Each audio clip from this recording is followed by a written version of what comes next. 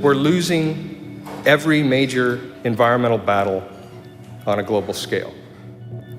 And it is bankrupting us ecologically. It has to change, or the change will come to us.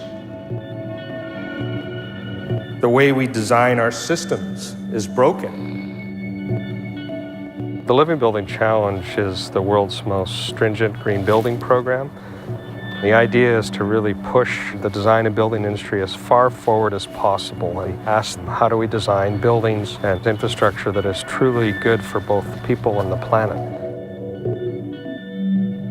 Flowers we like as a metaphor, because wouldn't it be great if our buildings generated all their own energy from the sun like the flower does? Wouldn't it be great if they only used the amount of water that fell on their rooftops and immediate surrounding area? And if we could just be as smart as a flower, we'd be in so much better shape.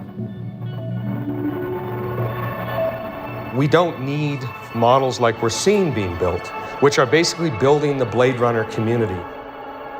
In 30 years, they will be standing there like empty relics of an empire.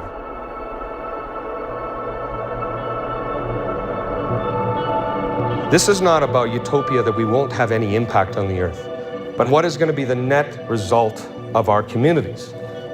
And that's what we're asking for with the Living Building Challenge. It starts with this question: what does good look like? There's always this initial reaction that it's going to cost 3, 4, 5 times the cost, and that's never proven to be the case. It really depends on what you choose to value. We don't realize that we're actually externalizing a lot of costs on society.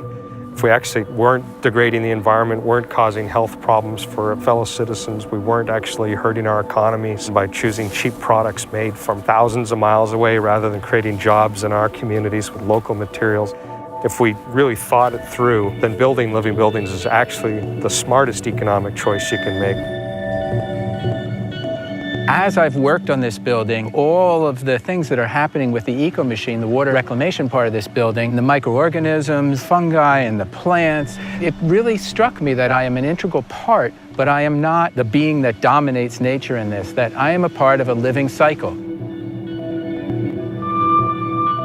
What we're doing is creating habitat for our species within a larger network of species that is life. And that's our mission. To think that we're designing things is a failure of our industry. The world's first living buildings are now built. This is just the start. The lighthouses, if you will, of where civilization needs to head. And hopefully someday this is merely how we build everything.